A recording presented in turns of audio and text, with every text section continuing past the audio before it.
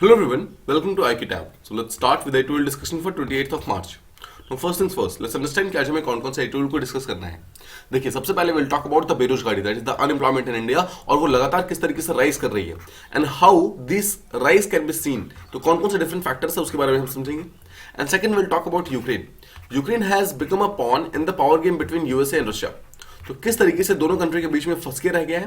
And second चीज, पिछले last 20 to 30 years के अंदर जितने भी वॉर्स इंटरनेशनल एरेना के अंदर हुए हैं उन सब में कहीं ना कहीं यूएसए खुद का सेल्फ इंटरेस्ट दिखाई देता है.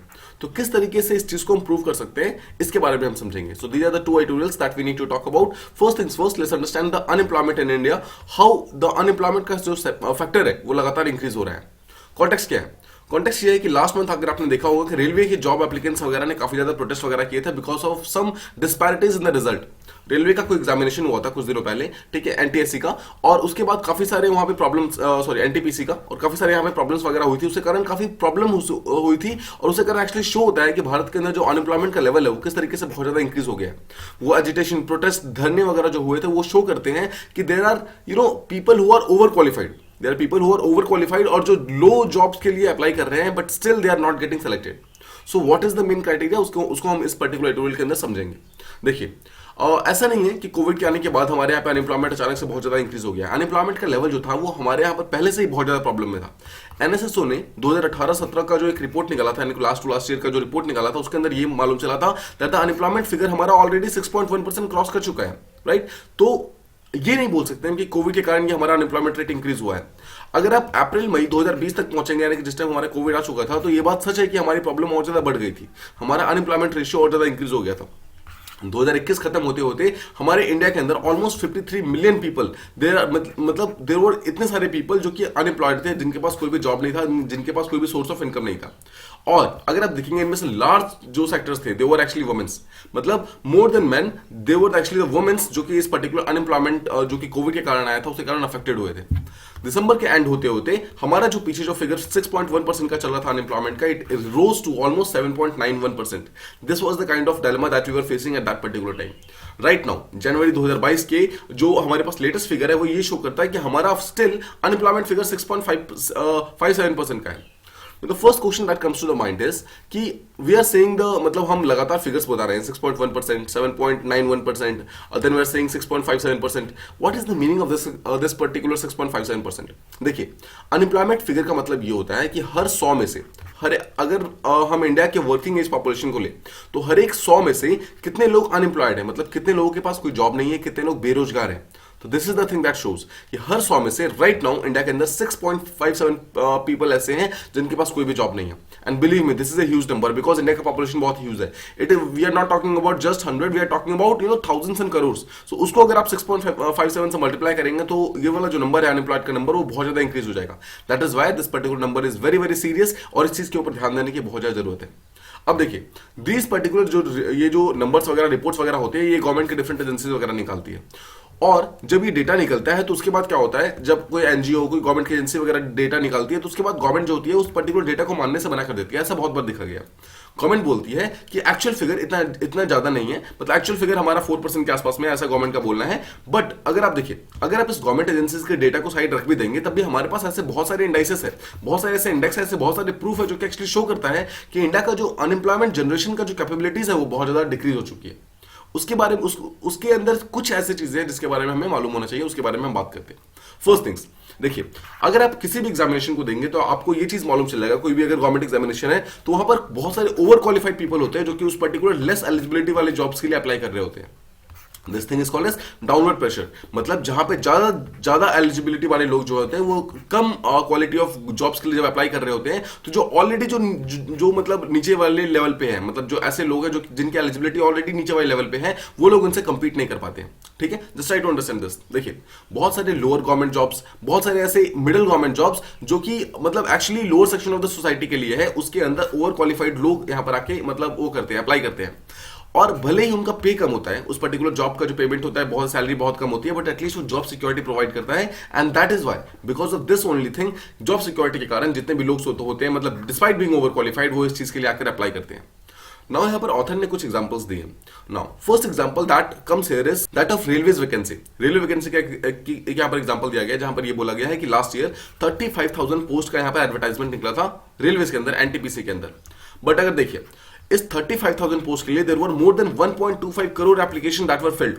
मतलब सोचिए 35,000 पोस्ट भरने हैं, उसके लिए 1.25 करोड़ एप्लीकेशंस, और उसमें से मेजॉरिटी ऑफ द लोग जो थे दे वर पोस्ट ग्रेजुएट्स, मतलब they were people who are post graduates. अगर आप एनटीपीसी की एलिजिबिलिटी क्राइटेरिया देखेंगे, there are different post obviously इसमें, और कुछ पोस्ट ऐसे हैं जो कि 12th क्लास के ऊपर भरे जाते हैं, कुछ ऐसे हैं जो कि ग्रेजुएशन के ऊपर मतलब भरे जाते हैं, और तब जाकर फाइनली कुछ ऐसे हैं जो कि पीजी के ऊपर भरे जाते हैं। But still majority of the लोग ऐसे थे, मतलब जिन्होंने पीजी कर रखी थी उन्होंने 12th वाले लेवल में भी उन्होंने फिल कर रखा था, उन्होंने ग्रेजुएशन वाले में भी उन्होंने फिल कर रखा था, उन्होंने पीजी वाले में फिल कर रखा था। दिस शोज कि कितना ज्यादा हमें प्रॉब्लम ऑलरेडी बढ़ चुका है। जो अनएम्प्लॉयमेंट का लेवल जो इंडिया के अंदर है वो ऑलरेडी बहुत इंक्रीज हो गया है, and that is why the pressure on the people who are educated but still not employed उनके ऊपर बढ़ता जा रहा है, and that is why they are trying to get some employment. कुछ भी मिले बट एटलीस्ट जॉब तो मिले, right? This is the kind of sense जो कि हमारे यहाँ पे अभी चल रहा है। नाउ इससे कारण क्या हुआ था, देखिए 1.25 करोड़ एप्लीकेशन के कारण ऑलमोस्ट ऐसे लोग जो कि बिल्कुल नीचे वाले पार्ट थे, मतलब जो lower section of the society से आते हैं, जो कि मिनिमम एलिजिबिलिटी को अभी जस्ट कंप्लीट कर रहे थे, जैसे सपोज कि कोई 12th वाला बच्चा है जो कि 12th वाले जो एलिजिबिलिटी क्राइटेरिया है उसके अंदर फिल कर रहा है। अब उसको सोचिए एक 12th वाले बच्चे को किसके साथ कंपीट करना पड़ रहा है, अ person who has completed his PG यानी कि post graduation. That is why जितना भी यहाँ पर प्रॉब्लम्स है, जितना भी यहाँ पर एफर्ट्स हैं, वो सबका सब डबल ट्रिपल हो जाते हैं। नेक्स्ट चीज, गवर्नमेंट जॉब्स की अगर आप बात करेंगे वो बहुत ही लिमिटेड होते हैं और लगातार उनके नंबर्स रिड्यूस हो रहे हैं because of two things. First is called as contractualisation और second is called as outsourcing. Simple words में अगर आप समझे तो यहां पर आप मतलब समझ सकते हैं प्राइवेटाइजेशन का।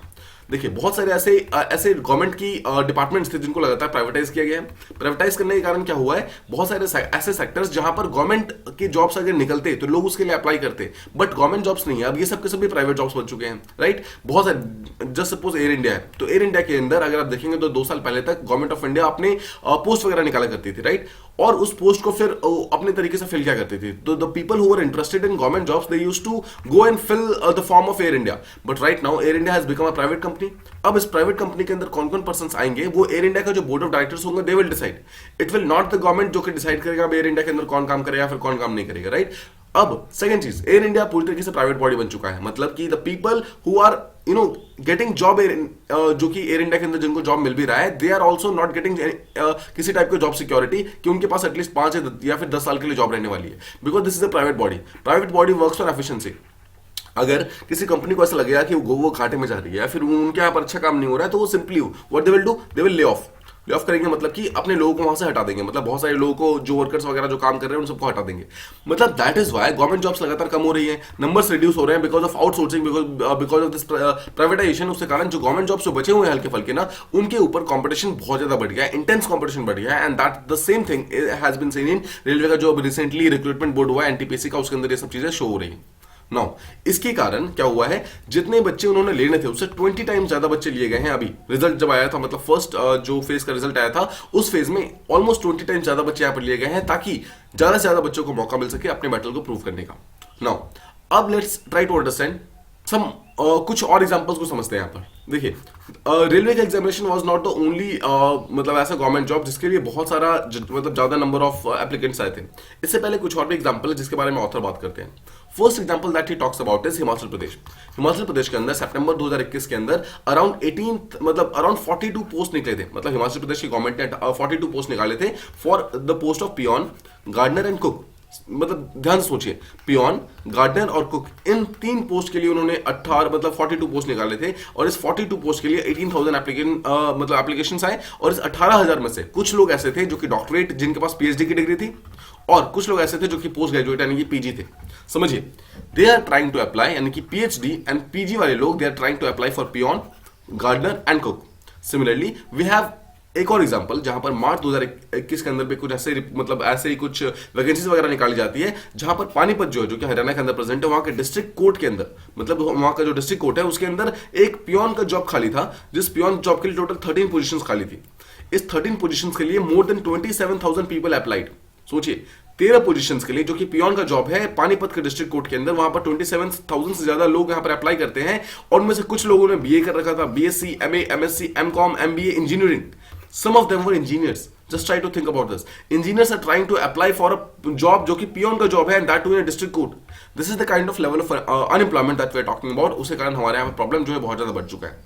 देखिए, गवर्नमेंट जॉब्स हमारे यहाँ पे लगातार डिक्रीज हो रहे हैं, बट अगर आप ऑन द मतलब दूसरी साइड देखेंगे तो क्यों लोग प्राइवेट सेक्टर में नहीं जा रहे हैं? प्राइवेट सेक्टर का सबसे बड़ा नुकसान ये होता है कि वहां पर जॉब इनसिक्योरिटी होती है. मतलब इजीली आपको हायर तो कर लेंगे, बट इजीली आपको फायर भी कर देते हैं. मतलब आपको इजीली आपको जॉब मिल जाएगी, बट आपकी जॉब बहुत जल्दी जाती भी है. सेकंड चीज, वहां का जो बेसिक पे होता है वो बहुत ही कम होता है. मतलब आपसे दिन भर काम करवाएंगे बट आपको मुश्किल से 10,000 देते हैं. थर्ड चीज, लॉन्ग आवर्स ऑफ वर्क, मतलब बहुत लंबा आपसे काम खींचते हैं. द पॉइंट इज, इन सब के कारण कोई भी पर्सन, मतलब बहुत सारे पर्सन, देखिए आई एम नॉट सेइंग कोई भी पर्सन, बट बहुत सारे पर्सन ऐसे हैं जो कि प्राइवेट सेक्टर की तरफ नहीं जाना चाहते हैं. They actually want to go towards job sector, जो अपना जो हमारा जो गवर्नमेंट सेक्टर है उसकी तरफ जाना चाहते हैं, but they are not getting any enough opportunity, because obviously पीछे हमने देखा कि इंटेंस कंपटीशन बहुत ज्यादा इंक्रीज हो गया.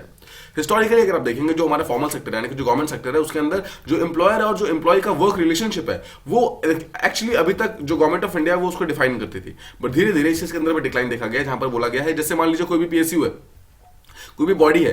अभी तक क्या होता था, गवर्नमेंट इस चीज को प्रॉपर्ली ध्यान रखते थे कि उस पीएसयू के अंदर कितने नंबर ऑफ वैकेंसीज निकल रही हैं, लोग उसके अंदर आ रहे हैं कि नहीं, सारे वैकेंसीज फिल्ड है कि नहीं. बट जब से क्या हुआ है, उनको ऑटोनॉमी वगैरह प्रोवाइड कर दी गई है. सारे के सारे पीएसयूज को ऑटोनॉमी प्रोवाइड कर दी गई है, जहां पर बोला गया है कि आप अपने लोगों को खुद से चूज कर सकते हो. एंड बिकॉज ऑफ दैट जो लगातार रेगुलेशन है वो रिड्यूस हो गया है. रिड्यूस होने के कारण क्या हुआ है, बहुत सारे सेक्टर्स ऐसे देखे गए हैं जहां पर पिछले 5 साल से 10 साल से वैकेंसी ही नहीं निकली है. मतलब डिस्पाइट द फैक्ट कि वहां पर वैकेंसी खाली है, बट वहां पर कोई भी वैकेंसी नहीं निकली है. ऐसी बहुत सारी प्रॉब्लम ऐसी हो जहां पर परमानेंट जॉब्स नहीं निकल रही हैं. अभी आगे अगर कुछ एग्जांपल्स वगैरह देखेंगे, वहां आपको और ज्यादा इजीली समझ आ जाएगा. बट समझिए, इन सब के कारण प्रॉब्लम्स बहुत ज्यादा बढ़ गई है. इसके कारण कॉन्सिक्वेंसेस क्या हुआ है? फर्स्ट कॉन्सिक्वेंस तो ये हुआ, जैसे हमने पीछे देखा कि देखिए, लगातार डीरेगुलेशन होने के कारण, मतलब कि जो जॉब्स वगैरह जो गवर्नमेंट को प्रॉपर्ली वैकेंसी वगैरह निकालनी चाहिए थी, उस डीरेगुलेशन होने के कारण बहुत सारे इन जगहों पर स्पिल ओवर इफेक्ट देखा गया. इसका मतलब ये है कि बहुत सारे पीएचडी वाले लोग, बहुत सारे पीडी मतलब जो पीजी वाले लोग हैं, वो लोग अब लो लेवल ऑफ जो गवर्नमेंट वगैरह जॉब्स वगैरह है उसके लिए अप्लाई कर रहे हैं, because they are not getting high quality of jobs. उनको अच्छी जॉब्स नहीं मिल रहे हैं, उनको अपनी कैपेबिलिटी के हिसाब से जॉब्स नहीं मिल रहे हैं, इसलिए they are trying to get whatever they can, right. जो उनको मिल रहा है वो ले लेते हैं. And because of that, despite being educationally qualified, despite being eligible, they are in a deep crisis. Not just they, ध्यान से सोचिए, अगर हमारे लोग काम नहीं कर रहे, हमारे जो यूथ है, if they are doing, just suppose there is a person called as A, if he is in his mid, जो भी मतलब प्राइम एज होता है 30 से 35 के बीच में, जैसे सपोज उन्होंने पीएचडी कंप्लीट कर रखी है अपनी from a very strong, just suppose physics के डिपार्टमेंट से उन्होंने अपनी पीएचडी कंप्लीट कर रखी है. No, despite this thing, if he is not getting a job, तो ये लॉस किसका है? ऑब्वियसली मतलब he is at loss, because उनके पास पैसा नहीं है. बट सेकंड चीज अगर सोचिए तो लॉस किसका है? Loss is of nation. ध्यान सोचिए, हमारा जो नेशन है, we are already living in एक टाइप के डेमोग्राफिक डिविडेंड के एक टाइप के एरा में हम रह रहे हैं. डेमोग्राफिक डिविडेंड का मतलब है हमारे पास one of the largest working population है राइट नाउ वर्ल्ड के अंदर. नाउ हमारे पास वर्किंग पॉपुलेशन तो है, बट क्या हम उसका प्रॉपर यूज कर रहे हैं? अगर हमारे पीएचडी लोग वहां पर जॉब मतलब पियोन के लिए अप्लाई कर रहे हैं, वहां पर गार्डनर के लिए अप्लाई कर रहे हैं, कुक का जो पोजीशन है उसके लिए अप्लाई कर रहे हैं, so how are we actually trying to हम इस चीज को मैक्सिमाइज करने की कोशिश कैसे कर सकते हैं, या फिर कैसे करना है? ये सब चीजें हमारे लिए सबसे बड़ा क्वेश्चन यहाँ पर लेकर आती है. नाउ नेक्स्ट चीज इज कि लोग मतलब जॉब चाहते क्यों? What is the main thing of job? That is money. Because salary मिलेगी तो अपने कुछ बेसिक नीड्स को कंप्लीट कर पाएंगे. नो, जस्ट सपोज कि वो बेसिक नीड अगर गवर्नमेंट ही कंप्लीट कर दे तो, बट इंडिया के अंदर देखा गया है कि वो बेसिक नीड्स गवर्नमेंट कंप्लीट नहीं कर पा रही है, and because of that youth के ऊपर प्रेशर ज्यादा और ज्यादा बढ़ गया है. जैसे कि हेल्थ हो गया, एजुकेशन और सोशल सेक्टर, ये 3 मेन सेक्टर्स माने जाते हैं. Now, इन तीनों सेक्टर के अंदर अगर तो गवर्नमेंट आपका सारे के सारे नीड्स को कंप्लीट कर दे, फिर तो आपको चलिए हेल्थ के लिए आपको पैसों की जरूरत नहीं पड़ेगी, एजुकेशन के लिए आपको पैसों की जरूरत नहीं पड़ेगी, और सोशल सेक्टर के लिए आपको पैसों की जरूरत नहीं पड़ेगी, तो कहीं ना कहीं आपकी प्रॉब्लम सॉल्व हो जाएगी.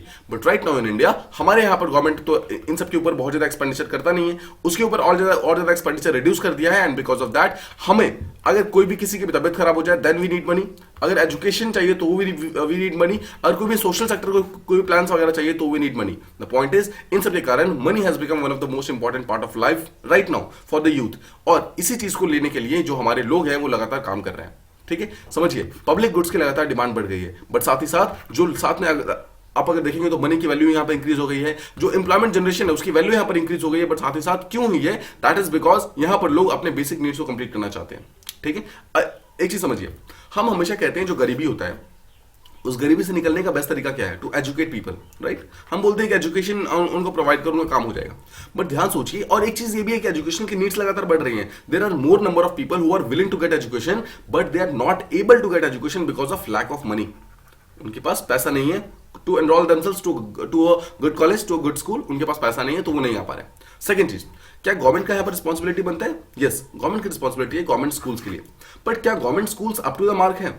अगर आप मेजॉरिटी ऑफ द स्टेट्स देखेंगे तो वहां पर government schools are not up to the mark, they don't even have a building. बहुत सारे ऐसी जगहों पर देखा गया यहाँ पर बिल्डिंग नहीं है, यहाँ पर कोई भी इंफ्रा नहीं है। So how can a person who has interest in education, जो चाहता है कि उसको एजुकेशन मिले, वो अपनी गरीबी से बाहर निकले, बट उसके पास जहां पर वो गवर्नमेंट स्कूल्स में जा रहा है पढ़ने के लिए free of cost, obviously 6 to 14 का जो मतलब हमारे पास राइट टू एजुकेशन का जो राइट्स है उसी को कंप्लीट करने के लिए जा रहा है, तो वहां पर कोई स्कूल ही नहीं है, वहां पर कोई बिल्डिंग नहीं है, वहां पर कोई इंफ्रा नहीं है, तो how can that particular person go and get education, right? ये सबसे प्रॉब्लम करता है।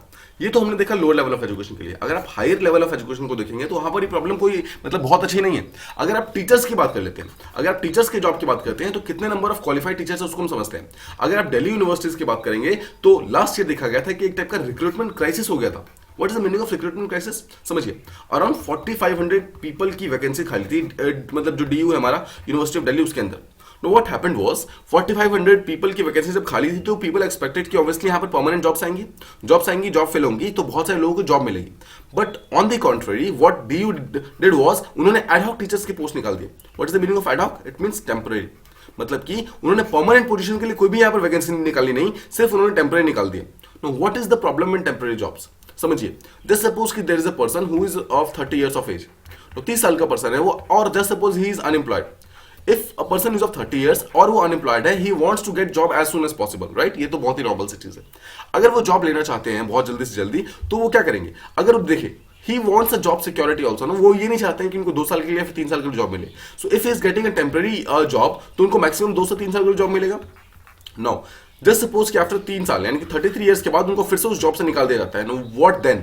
33 के बाद वो फिर से जॉब ढूंढना स्टार्ट करेंगे, again he will get some kind of temporary jobs. No this is the main problem, because in India right now people what they need is permanent jobs. Permanent jobs होगा तभी तो वो 30 से लेकर के at least 60 तक अपना काम कर पाएंगे और उसके बेसिस पे अपने आप को मतलब एक अच्छा लाइफस्टाइल दे पाएंगे।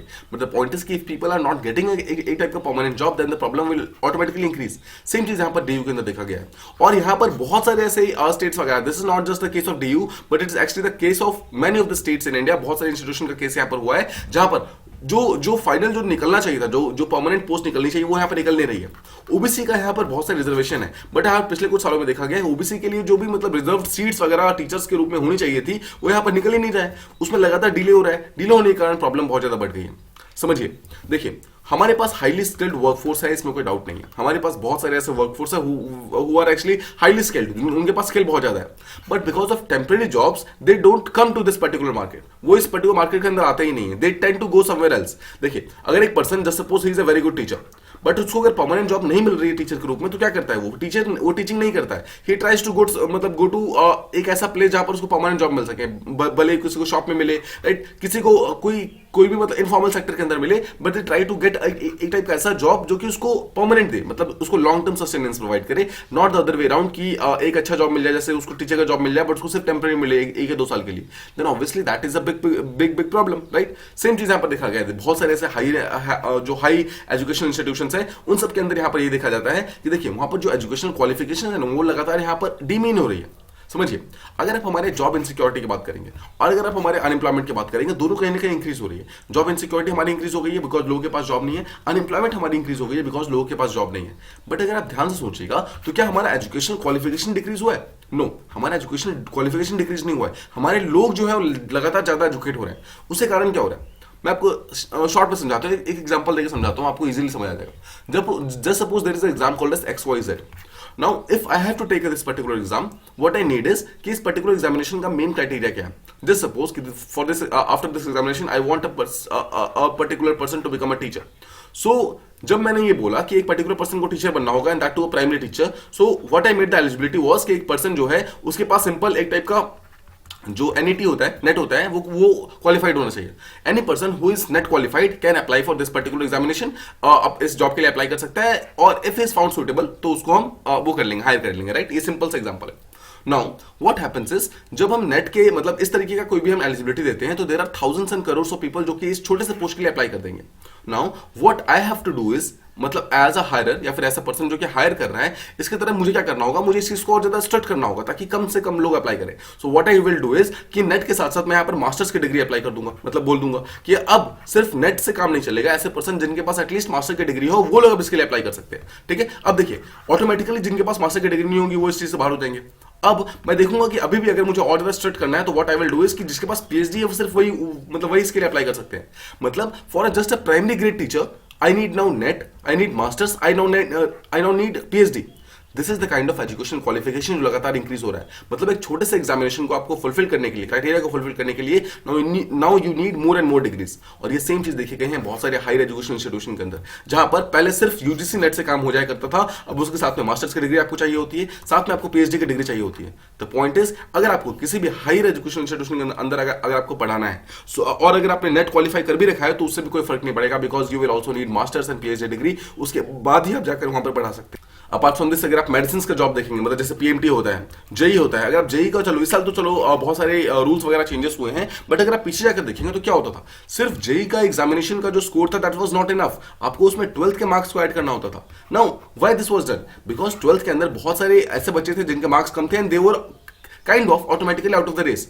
उसके कारण जेई का एग्जाम वाज कंसीडर्ड एक बहुत ही टफ एग्जामिनेशन, बिकॉज उसके अंदर जेई का स्कोर प्लस 12th का स्कोर दोनों ऐड होता था. सिमिलरली पीएमटी के अंदर भी बहुत सारे ऐसे टाइप के मतलब एलिजिबिलिटीज वगैरह है जहां पर सिर्फ एक एग्जामिनेशन से बढ़ करके बहुत सारी डिफरेंट चीजों को चेक करने की कोशिश की जाती है. Finally what does the author says, author ये बोलते हैं कि एक चीज तो हमें पता है कि पिछले कुछ सालों के अंदर सीट्स और वैकेंसीज बढ़ी नहीं है, वो लगातार डिक्रीज हुई है. उसके कारण बहुत सारे ऐसे एस्पिरेंट्स वगैरह हैं, बहुत सारे ऐसे लोग वगैरह हैं जो कि लगातार एलिमिनेट होते जा रहे हैं. मतलब जो हमारे वर्कफोर्स से बाहर होते जा रहे हैं, जो कि अपने स्किल के ऊपर काम नहीं कर पा रहे हैं, वो कहीं ना कहीं उनको फोर्स किया जा रहा है कुछ ऐसा काम करने को जो जिसके लिए वो बहुत ज्यादा कैपेबल नहीं है.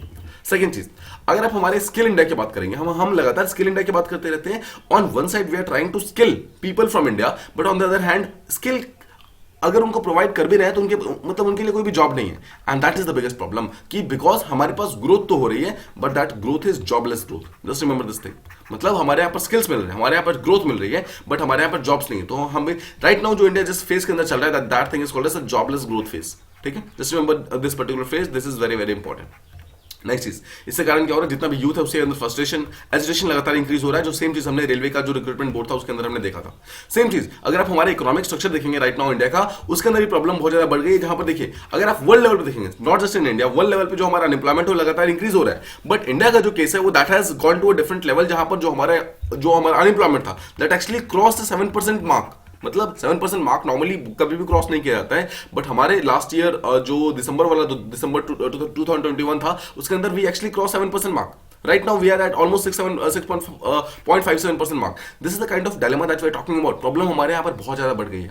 तो author says right now India का जो कॉइन है, मतलब इंडिया को अगर आप एक कॉइन की तरह देखेंगे तो इंडिया का एक तरफ टायर्ड इंडिया है बट एक तरफ अनएम्प्लॉयड इंडिया है. टायर्ड इंडिया मतलब what, tired India means we have a large population जो कि लगातार काम कर रही है, we are trying to do work. ठीक है, और हमारे पास जितनी हमारी डिमांड्स है उसके हिसाब से हमारे पास वर्कफोर्स नहीं है.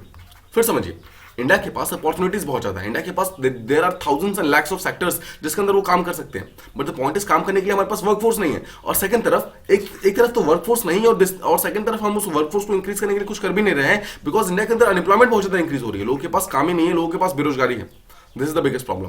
ठीक है, अगर आपको समझना है तो यूथ को समझिए. यूथ जो है उनको रियलाइज करना होगा कि ये पर्टिकुलर चीज जो है, देखिए ये आइसोलेशन के अंदर काम नहीं करता है. दोनों तरफ से आपको एफर्ट्स लगाने होंगे, गवर्नमेंट को भी एफर्ट्स लगाने होंगे और जो इंडिविजुअल्स है दोनों को एफर्ट्स लगाने होंगे. इंडिविजुअल्स को लगातार ऐसे स्किल्स को एक्वायर करते रहना होगा जिसके डिमांड मार्केट के अंदर है. सिमिलरली गवर्नमेंट को यहाँ पर लगातार ऐसे एफर्ट्स को, ऐसे वैकेंसीज को निकालते रहना होगा जिस चीज की जरूरत यहाँ पर लोगों को है. राइट, तभी अगर ऐसा ट्रांसफॉर्मेशन होगा, तभी जाकर यहाँ पर न्यू सेंसिबिलिटीज आएंगी और तभी जाकर प्रॉब्लम्स वगैरह यहाँ पर मतलब फिक्स होंगी. प्रॉब्लम्स फिक्स होंगी तभी जाकर हमारे यहाँ पे लोगों को जो भी एम्प्लॉयमेंट वगैरह जॉब वगैरह उससे मिलनी स्टार्ट होगी. ये था हमारा फर्स्ट एडिटोरियल. आई होप आपको ये चीज समझ आ गया होगा. Now let's move on to the next one. यहां हम बात करने वाले हैं यूक्रेन के बारे में. How has Ukraine become a kind of a pawn, एक टाइप का प्यादा बन के रह गया है in the power game between USA and Russia. समझिए, यूक्रेन एक टाइप का विक्टिम बन के रह गया, जहां पर अगर आप समझिए तो इट वाज नॉट यूक्रेन जिन्होंने इस वॉर को इनिशिएट किया था, it was the USA. USA ने लगातार रशिया को चैलेंज किया. यूएसए ने रशिया के लिए एक टाइप का ऐसा कंडीशन बना दिया जिसके कारण रशिया ने आगे जाकर यूक्रेन के ऊपर अटैक कर दिया. समझिए, इट वाज यूएसए जो लगातार फोर्स कर रहा था यूक्रेन को टू ज्वाइन नेटो. अगर यूएसए ने ऐसा नहीं किया होता तो शायद आज यूक्रेन के ऊपर अटैक नहीं हुआ था, but the point is it was USA that created a condition, जो कि रशिया के ऊपर उन्होंने एक ऐसा एफर्ट लगाया, ऐसा बेसिकली प्रेशर बना दिया, जिसके कारण रशिया जो था automatically it went and attacked USA, जो it went and attacked Ukraine, sorry, right. अब यूएसए राइट नाउ अपने आप को एक टाइप का चैलेंज, मतलब एक टाइप का प्रोटेक्टर ऑफ डेमोक्रेसी की तरह शो करने की कोशिश कर रहा है, किस तरीके से वो जो डिक्टेटरशिप होता है रशिया का उस चीज को डिफीट करने की कोशिश कर रहा है, बट द पॉइंट इज कि this is not exactly true. Problem बहुत ज्यादा, मतलब बहुत ज्यादा बड़ी है, problem is vast and complex. मैं आपको एक डिफरेंट नैरेटिव देता हूं, just try to understand this particular narrative, I hope आपको ये नैरेटिव समझ आएगा। देखिए, we have on the one side we have USA, on the one side we had USSR till 1991, right. Okay, so USSR 1991 के अंदर disintegrate करता है and सबसे पावरफुल जो कंट्री बनती है that was Russia, but Russia in 1990s was not that powerful, right. तो Russia अपने आप को रिगेन करने की कोशिश कर रहा है 1990 से लगातार। 1990 से लेकर के ऑलमोस्ट 2000 के आसपास में जो इनके प्रेसिडेंट हुआ करते थे that was not very very powerful, और उन्होंने बहुत ज्यादा एफर्ट्स नहीं लगाए, but it was the time of 2000 जिस टाइम व्लादिमीर पुतिन प्रेसिडेंट बनते हैं। Now with Vladimir Putin actually came a hope in Russia कि हो सकता है कि रशिया फिर से एक बार प्री 1991 के लेवल का पहुंच जाए, ठीक है। रशिया यहाँ पर सॉरी जो यहाँ पर पुतिन था, पुतिन इस चीज को और ज्यादा इंक्रीज करने की कोशिश करता है, because Putin actually kind of made a goal for his life कि इससे पहले कि वो प्रेसिडेंट की अपनी सीट को छोड़ेंगे, उससे पहले रशिया को फिर से सुपर पावर बनाना चाहते हैं वो, ठीक है, ध्यान से समझिएगा। तो रशिया अगर सुपर पावर बनना चाहता है तो रशिया लगातार क्या कर रहा है, रशिया इकोनॉमिकली अपने आप को इंक्रीज करने की कोशिश कर रहा है, रशिया पॉलिटिकली इंक्रीज कर रहा है एंड रशिया मिलिटरीली इंक्रीज कर रहा है, ठीक है। इन चीजों को समझिए। इकोनॉमिकली कैसे इंक्रीज कर रहा है, हम जानते हैं रशिया के पास ऑयल एंड गैस के रिजर्व्स हैं, उसके थ्रू उसको बेच के रशिया अपनी इकोनॉमी को स्ट्रांग कर रहा है। पॉलिटिकली कैसे कर रहा है, रशिया ने इंडिया के साथ, चाइना के साथ, यहां तक कि बहुत सारे डिफरेंट पावर्स वगैरह, जापान, साउथ कोरिया, सबके साथ अपने रिलेशनशिप को काफी ज्यादा अच्छा किया है पिछले 20 साल के अंदर। मिलिटरी कैसे, रशिया के weapons are considered to be far far superior than any of the other countries, यहां तक कि कुछ वेपन्स इसके यूएसए के वेपन से भी ज्यादा अच्छे हैं। तो इस तरीके से अपने आप को स्ट्रांग करने की कोशिश कर रहा है। तो इसका मतलब यह है 1990 से लेकर के लगातार रशिया अपने आप को इमर्ज करने की कोशिश कर रहा है। Right now, we are in the era of 2022. So 2022 के अंदर it has been almost 32 years. Now what happened was, on the other hand, we had USA. USA 1991 के बाद बनता है uni solar power, right, uni superpower sorry बन जाता है। Now USA को एक चीज का डर हमेशा बैठता है, देखिए the person who is the king ना, जो किंग होता है उसको एक चीज का डर हमेशा होता है कि कहीं उसको कोई किंग के थ्रोन से हटाना दे। तो यूएसए को इस बात का डर लगातार बैठा हुआ है 1991 से कि आज तो चलो मैं सुपर वो हूं, पावर हूं, बट कल को अगर मुझे किसी ने यहां से हटा दिया तो, राइट। तो इस चीज के लिए यूएसए लगातार अपने जो एनिमीज होते हैं उनको लगातार टेस्ट करता रहता है, ठीक है, टेस्ट करता रहता है, लगातार चेक करता रहता है। उसी चेक के बीच में उसने बहुत बार चाइना को चेक किया हुआ है, कहीं ना कहीं अनप्रोवोक्ड टेंशन वगैरह स्टार्ट करके। एंड नाउ ध्यान मतलब को ध्यान समझना है इस चीज को, देखिए दिस इज नॉट ऑफिशियल, ठीक है, दिस नॉट ऑफिशियल, आप इसको एक टाइप का इन्फ्लुएंस समझ सकते हैं, इसको इन्फ्लुएंस की तरह समझिए। यूएसए ने यहां पर रशिया को चेक करना है कि रशिया अभी राइट नाउ कितना पावरफुल है। रशिया 3 डिफरेंट डिपार्टमेंट्स में अपने आप को इंप्रूव कर रहा है, right, economically, politically, militarily. Now what USA had to do was कि मतलब यूएसए ऐसा चाहता है कि रशिया इकोनॉमिकली भी डाउन हो जाए, पॉलिटिकली भी डाउन हो जाए और मिलिटरीली भी डाउन हो जाए। So what it did was USA started instigating Ukraine to join NATO, right. लगातार 2008 से 2009 से ही लगातार यूएसए इंस्टिगेट कर रहा है यूक्रेन को to join NATO. Now actually USA का कोई मतलब नहीं बनता यूक्रेन अगर नेटो को ज्वाइन करता है या नहीं करता है, कोई फर्क नहीं पड़ता। What actually USA wants was कि रशिया इस चीज के अगेंस्ट में वो करे, ऑब्जेक्ट करे, and the same thing that was done was Russia, मतलब रशिया ने यही चीज किया यहां पर। रशिया ने क्या किया, इस चीज के अगेंस्ट ऑब्जेक्ट किया, but USA did not heed it. USA ने इस बात पे नहीं सुनी, यूएसए ने बोला कि still Ukraine needs to join इसका नेटो को ज्वाइन करना अभी भी जरूरी है। नाउ बार बार इंफेसिस करने के बाद नाउ रशिया 2014 के अंदर परेशान हो जाता है और रशिया अटैक्ड यूक्रेन क्रीमिया वाला पार्ट में, ठीक है, क्रीमिया पे अटैक करते हैं। Now, जैसे ही क्रीमिया पे अटैक करता है, what did USA do, USA ने जैसे ही जिस दिन क्रीमिया के ऊपर अटैक हुआ था, the very next day USA moved a proposal in UN security council, और रशिया जो कि G7 का मेंबर हुआ करती थी वहां से उसको हटा दिया, मतलब पहले G8 हुआ करता था, G8 से उसको हटा दिया, रशिया को हटा दिया गया। तो समझिए जो उसका पॉलिटिकल पावर है उसको यहां पर ब्रेक करने की कोशिश की गई। रशिया का यहां पर जो मेन पॉलिटिकल पावर था उसको G8 कंट्री का one of the strongest country economy मानी जाती थी, उसको वहां से हटा दिया गया, मतलब Russia was no longer a member of G7। एक फर्स्ट मिशन अचीव, यानी कि उसको पॉलिटिकली उसको आइसोलेट करना स्टार्ट कर दिया। सिमिलरली लेकिन यूएसए को पता था कि रशिया अभी भी बहुत स्ट्रांग है, रशिया को और ज्यादा इकोनॉमिकली वीक करना है, पॉलिटिकली वीक करना है और ज्यादा मिलिटरीली वीक करना है। तो what they did was they further instigated Ukraine कि आप नेटो को ज्वाइन कर लो। साथ ही साथ यूएसए ने यहां पर जॉर्जिया को, बेलारूस को और आसपास की कंट्रीज को भी इंस्टिगेट करना स्टार्ट कर दिया कि आप भी आकर अब नेटो को ज्वाइन कर लो। Now what they did was, इसके कारण रशिया यहां पर लगातार इन्फ्लुएट हो गया, और रशिया के इन्फ्लुएट होने के कारण क्या हुआ, रशिया 2022 के अंदर फाइनली यूक्रेन के ऊपर अटैक करता है।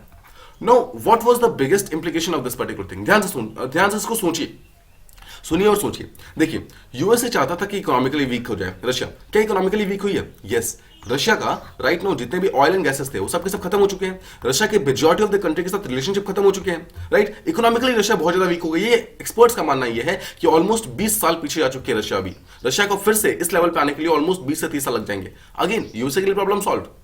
ध्यान समझ रहे हैं? आई होप आप समझ रहे हैं। यूएसए का एक टाइप का मास्टर स्ट्रोक था। This was a kind of master stroke जहां पर उसने यूक्रेन को एक टाइप का प्यादा बना के, एक टाइप का एक टाइप का पॉन बनाकर उसने रशिया के अगेंस्ट यूज किया और रशिया को इंस्टिगेट करके रशिया के इकोनॉमिक पावर को बुरी तरीके से खत्म कर दिया, पॉलिटिकल पावर। हम जानते हैं कि राइट नाउ इंडिया और चाइना दो अगर मेजर कंट्री को छोड़ दे, इसके अलावा फ्रांस, जर्मनी, जिसके साथ अभी तक रशिया के बहुत अच्छे रिलेशनशिप थे, इन सब के साथ रशिया के रिलेशनशिप पूरी तरीके से खत्म हो चुके हैं।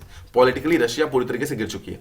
मिलिटरीली रशिया के जितने भी वेपन्स वगैरह थे वो सब के सब यूक्रेन के अगेंस्ट यूज हो रहे हैं। नाउ रशिया के पास नो डाउट बहुत ही स्ट्रांग मिलिट्री वेपन्स है, बट राइट नाउ कोई भी दूसरी कंट्री रशिया को किसी भी टाइप का हेल्प देने से मना कर रही है। मतलब कि मिलिटरीली अगर किसी भी टाइप का हेल्प अगर रशिया को चाहिए होगा वो सब नहीं देगी। तो टेक्निकली तो मिलिट्री पावर भी रशिया की पूरी तरीके से खत्म नहीं हुई है, बट डिक्लाइन होनी स्टार्ट हो चुकी है, राइट। नाउ देखिए, समझिए, यूएसए के जो तीन मेन एम था कि रशिया को इकोनॉमिकली, पॉलिटिकली और मिलिटरीली डाउन करना है, ये तीनों ही चीज कहीं ना कहीं होता हुआ दिख रहा है। Now once again I am telling you this is all unofficial, ये कोई ऑफिशियल वर्जन नहीं है, ऐसा कुछ भी आपको एग्जामिनेशन के अंदर लिखना नहीं है, but you need to understand this. International relation इस तरीके से ही काम करता है। This all has been done by because of USA का अपना खुद का सेल्फ इंटरेस्ट। यूएसए ने सब कुछ किया है अपने खुद के सेल्फ इंटरेस्ट को वो करेंगे, फुलफिल करने के लिए।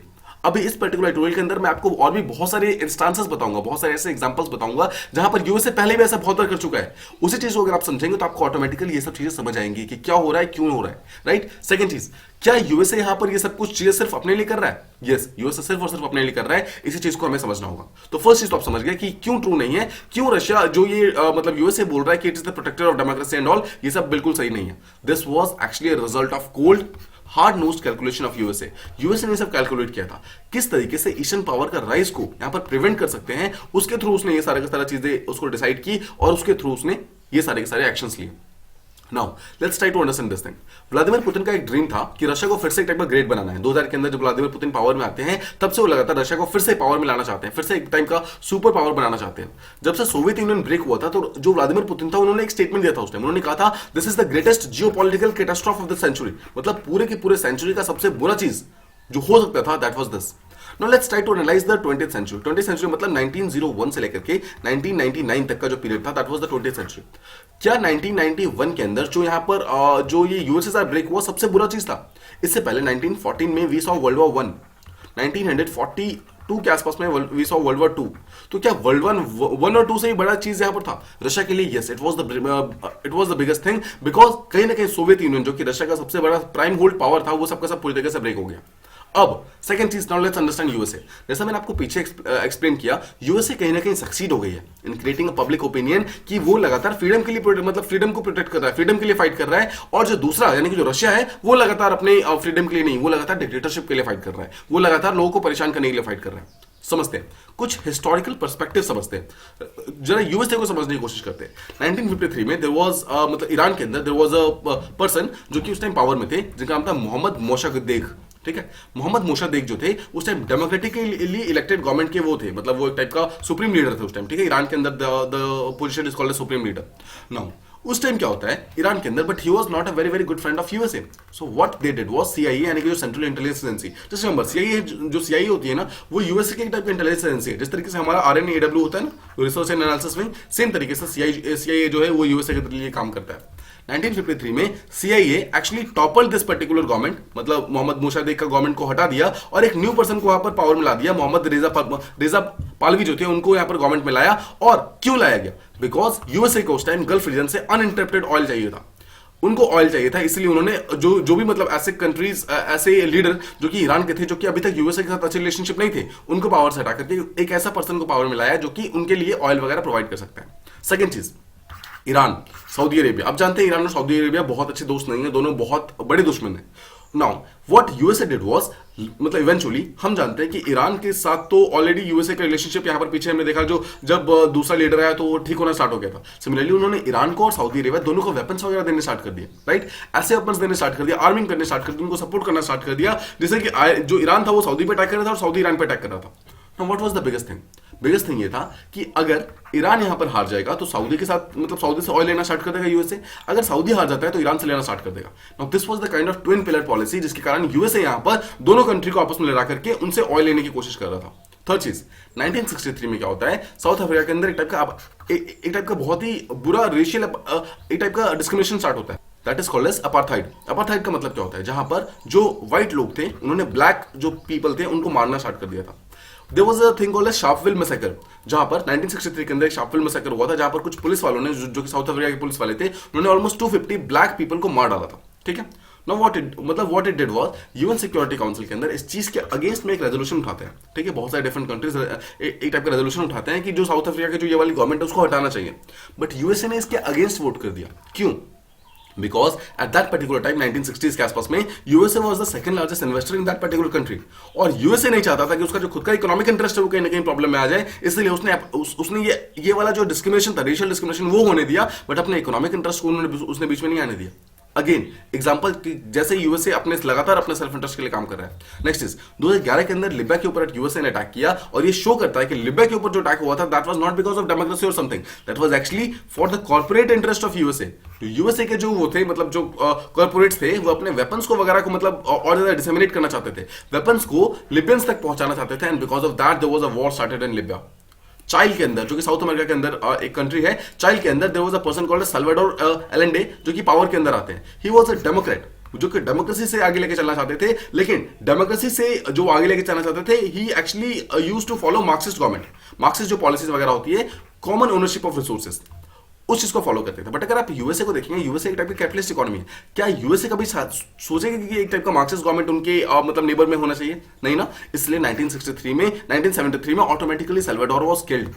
नो वन नोज कि मतलब उनको किसने मारा था, but actually it was the proof, मतलब बाद में ऑब्वियसली बहुत सारे एक्सपर्ट ने बोला था कि it was actually the done by CIA, मतलब जो सीआईए थे उन्होंने इस चीज को किया था। Again next example, Pakistan India के साथ फाइट करता है इन 1965, in 1971, in 1999। पाकिस्तान के पास इतने वेपन्स कहां से है? ये सारे के सारे weapons it was given by USA. It is said कि एवरी सोल्जर जो कि इंडिया का मतलब जिनकी डेथ हुई थी इन तीनों ही वॉर के अंदर, दे वर एक्चुअली मतलब killed because of the arms and ammunition that was supplied by the USA to Pakistan. This was मतलब this is a kind of dirty politics that USA has played time and again, not just in एक किसी single country के अंदर नहीं, but there have been multiple countries, eventually almost every country in the world जिसको USA try to manipulate, and same चीज यहां पर Ukraine के साथ हो रहा है। यूक्रेन को भी यहां पर मैनिपुलेट किया गया है, यूक्रेन को भी यहां पर कहीं ना कहीं घसीट करके वॉर फ्रंट के ऊपर लाया गया है, बिकॉज यूएसए यहां पर अपना यूनिपोलर वर्ल्ड को बचाना चाहता है। यूएसए नहीं चाहता कि रशिया यहां पर फिर से अपने आप को इमर्ज कर ले और फिर से अपने आप को ग्लोबल पावर की तरह इमर्ज करना स्टार्ट कर दे, and because of that economically, politically और मिलिटरली उनको डाउन करने के लिए यूएसए ने यहां पर घसीट करके वापस यूक्रेन को वॉर फील्ड के अंदर लेकर आया है। राइट, वॉशिंगटन ने सऊदी अरेबिया को यहाँ पर बिलियंस एंड बिलियंस डॉलर के वेपन्स वगैरह बेचने स्टार्ट कर दिए, जहां पर 1970 से अगर आप देखेंगे तो सऊदी अरेबिया का जो मिलिट्री बजट है that is increase to almost 6.5 times. Right, इतना इंक्रीज हो चुका है। इसके कारण क्या हुआ है, देखिए यूएसए ना सिर्फ सऊदी के मतलब सिर्फ सऊदी को नहीं, सऊदी को हो गया, ईरान को हो गया, कुवैत को हो गया, मतलब लिबिया को हो गया, ऑलमोस्ट हर एक कंट्री को वेपन्स वगैरह देने स्टार्ट कर दिए। इससे पहले सऊदी को भी वेपन्स की जरूरत पड़ी नहीं थी, मतलब ये एक ऐसी कंट्री थी सऊदी जो कि literally one of the peaceful countries थे अगर आप पास में जाकर देखेंगे तो। बट यहाँ पर अगर आप देखेंगे तो प्रॉब्लम्स इतनी ज्यादा बढ़ गई है कि they had to buy weapons from USA. यहां तक कि वो लोग वेपन्स को यूज भी नहीं करते हैं, बट वेपन्स खरीद के रखा हुआ है। सिर्फ फायदा किसका हो रहा है? फायदा यहां पर सिर्फ और सिर्फ यहां पर यूएसए का हो रहा है। अगेन अभी जो यूक्रेन के कारण सिचुएशन स्टार्ट हो गया है that has started in Europe. Europe के अंदर प्रॉब्लम्स काफी बढ़ गई है, उसके कारण फायदा किसका हो रहा है? फायदा सिर्फ और सिर्फ यूएस का हो रहा है, जहां पर यूएस की वेपन्स लगातार दूसरी कंट्रीज खरीद रहे हैं। नाउ कुछ ऑथर्स है लाइक पीटर क्यूनिक नाम के एक ऑथर है जो कि बोलते हैं कि war is a big business for USA. War किसी भी टाइप का कोई ऐसा चीज नहीं है जो कि यूएसए के अंदर है जो कि वो किसी का डेमोक्रेसी बचाने के लिए जा रहा है। वॉर सिर्फ यूएसए जा रहा है अपने बिजनेस को बूम करने के लिए, अपने मिलिट्री बिजनेस को बूम करने के लिए, अपने वेपन्स को बेचने के लिए, सिंपल वर्ड्स में। और बोला जा रहा है कि कल को जब ये टेस्ट जो मतलब पूरी तरीके से डाउन होगा ना, जब मतलब यूक्रेन का वॉर जब पूरी तरीके से फिनिश होगा, तो मतलब यूरोप के डिफरेंट कंट्रीज के लिए मतलब के अंदर यूएस की वेपन्स की डिमांड अचानक से फिर से इंक्रीज हो जाएगी। एग्जांपल हमारे सामने है जर्मनी। जर्मनी ने पिछले साल ऑलमोस्ट 53 बिलियन पाउंड्स का यहां पर वेपन्स खरीदा था यूएसए से। राइट, इस साल उन्होंने इसका इंक्रीज करके 100 बिलियन पाउंड्स कर दिया है। इसका मतलब क्या है? इसका मतलब सिंपल सा मतलब ये है कि जर्मनी अब ज्यादा से ज्यादा वेपन यूएसए से खरीदेगा। अगर यूएस से खरीदेगा, इसका अगेन मतलब ये है कि यूएस का जो वेपन इंडस्ट्री है वो और ज्यादा परस्यू होगा और ज्यादा इंक्रीज होगा। समझिए, अगर नेटो ने कभी ईस्टवर्ड एक्सपेंशन करने की बात की नहीं होती तो क्या ये प्रेजेंट क्राइसिस होता? और ये ईस्टवर्ड एक्सपेंशन की बात क्यों की है? नेटो को एग्जैक्टली नेटो के पास है क्या? मतलब नेटो क्या चाहता क्या है नेटो? क्या नेटो पूरे वर्ल्ड के ऊपर रूल करना चाहता है? नो। तो क्यों नेटो फिर लगातार ईस्टवर्ड एक्सपेंड कर रहा है? There is no point. अच्छा ठीक है, नेटो को समझते हैं। नेटो को अगर आप ध्यान से समझिए, नेटो बनाया क्यों गया था? NATO was formed because USSR was there, right? USSR के अगेंस्ट में एक टाइप का मिलिट्री ग्रुप था। यूएसएसआर खुद एक मिलिट्री ग्रुप था, उसके अगेंस्ट में एक टाइप का मिलिट्री ग्रुप बनाया नेटो, फेयर इनफ। यूएसएसआर तो डिसइंटीग्रेट हो गया ना, तो अब नेटो क्या कर रहा है? This is the biggest problem. अगर नेटो है ही नहीं तो फिर मतलब इस चीज को इंक्रीज करने की जरूरत क्या है? अगर नेटो की जरूरत ही नहीं है तो फिर क्यों नेटो को आप ले रहे हो और आप लगातार ईस्टवर्ड एक्सपेंड कर रहे हो? There have been various leaders, George Kennan, Henry Kissinger, जिन्होंने लगातार इस चीज को अपोज किया। उन्होंने बोला यूक्रेन को कभी नेटो ज्वाइन करना ही नहीं चाहिए, बिकॉज यूक्रेन जो है वो लगातार यूएसएसआर का मेंबर रह चुका है। कोई भी यूएसएसआर का मेंबर जो पहले हो चुका है, जो कि एक टाइप की आइडियोलॉजी को फॉलो कर चुका है, क्यों हम उसको एक दूसरी आइडियोलॉजी के अंदर धकेल रहे हैं? और अगर इस चीज को फॉलो नहीं किया गया तो इन दोनों ऑथर ने पहले ही बोला था कि कॉन्सेंट्रेशन एक्सेलरेट हो जाएगा, इंक्रीज बहुत ज्यादा बढ़ जाएगा।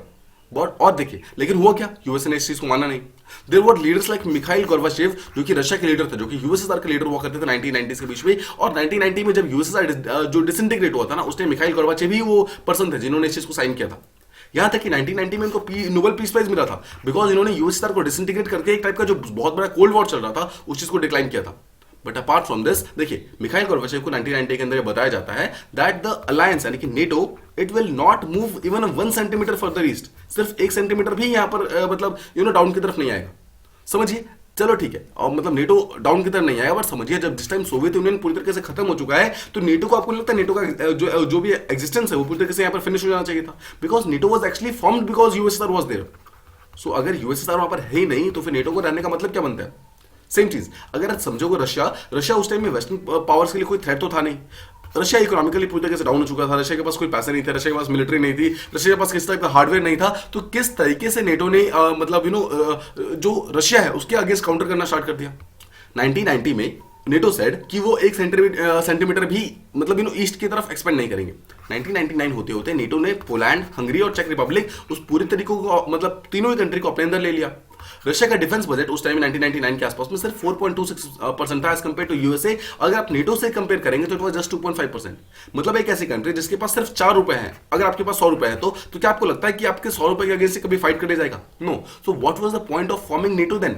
यूएसए जब पूरी तरीके से फिनिश हो चुका था तो नेटो का मतलब ही नहीं बनता था। अगर आप उस 1990s के आसपास में अगर देखेंगे तो रशिया का जो प्रेसिडेंट था दैट वाज, उनका नाम था बोरिस येल्सिन। और बोरिस येल्सिन जो है वो बहुत ही वीक रूलर माने जाते थे। उस टाइम उन्होंने बहुत ज्यादा कुछ स्टेप्स वगैरह नहीं लिए। इट वाज फाइनली पुतिन जब 2000 के अंदर आते हैं, उस टाइम जाकर ये पावर्स वगैरह मतलब ये तब जाकर पावर गेम एक्चुअली स्टार्ट होता है जब पुतिन फिर से रशिया को ग्रेट बनाने की कोशिश करते हैं और वॉशिंगटन यानी कि यूएसए लगातार रशिया को सब्जुगेट करने की कोशिश करता है। उसी कारण एक टाइप का न्यू कोल्ड वॉर का एरा जो है वो सब मतलब कहीं ना कहीं स्टार्ट हो गया। चलिए ठीक है, अगर आप 2 मिनट के लिए वेस्ट की नैरेटिव मान लेते हैं कि जो यहाँ पर पुतिन है, जो व्लादिमीर पुतिन है, वो यूक्रेन को इसलिए अटैक कर रहे हैं बिकॉज वो अपने रशियन एम्पायर का जो रिबिल्डिंग का ड्रीम है उस चीज को कंप्लीट करना चाहते हैं। बट द पॉइंट इज कि western country simply, mister Kissinger ने जो पहले बोला था यूक्रेन के ऊपर आप अटैक मत करो, यूक्रेन को आप नेटो के अंदर ज्वाइन मत करो, उस चीज की बात क्यों नहीं मानी? देखिए, वेस्टर्न कंट्री को ये तो डेफिनेटली पता था कि अगर हम कल को यूक्रेन को लगातार नेटो में ज्वाइन करने के लिए बोलेंगे तो हमारे यहाँ प्रॉब्लम बढ़ जाएगी। But again, why did they not stop? उन्होंने सिंपली इस चीज को एक्सेप्ट क्यों नहीं कर लिया? राइट? अगर वो कुछ दिन और रुके गए होते, अगर जब देखिए, हमें पता है कि राइट नाउ जो यूएसए का जो मेन सबसे बड़ा जो थ्रेट है that is Putin, that is not Russia, that is Putin. मतलब पुतिन का माइंडसेट इतना स्ट्रांग है कि उन्होंने एक्चुअली डिसाइड किया है कि मैं रशिया को ग्रेट बनाऊंगा। अगर ग्रेट बनाने का काम पुतिन का है और अगर सच में अगर आप यूएसए जो है, आप अगर countries like Georgia, Belarus, Ukraine, अगर आप उसको सच में नेटो के अंदर इंक्लूड करना चाहते हैं देन जस्ट वेट ना। Putin is already 69 year old. हो सकता है कि वो एक या लास्ट या फिर second last term of president के अंदर हो। देखिए, ऑथर का बोलना यह है कि वो यूएसए वेट कर सकता था। वंस पुतिन अपनी पावर से हट जाते उसके बाद अगर वो डिसीजन लेता तो शायद इतना प्रॉब्लम नहीं होता, बिकॉज राइट नाउ प्रॉब्लम बहुत ज्यादा बढ़ चुकी है। और अगर इस वॉर को फिनिश करना है तो यूएसए को पहली बात तो न्यूट्रलिटी को एक्सेप्ट करना होगा, because right now USA is not ready to accept its neutrality. और यूएसए क्या कर रहा है? लगातार अपने वेपन्स यूक्रेन में भेज रहा है। उसके कारण अमेरिका तो अपने पावर गोल्स को लगातार मतलब वो एंटरटेन कर रहा है। अमेरिका के जितने भी नीड्स वगैरह वो सब कंप्लीट हो रही है। बट द पॉइंट इज कि वन लेवल पे जो इंटरनेशनल पीस है वो पूरी तरीके से फिनिश हो चुकी है।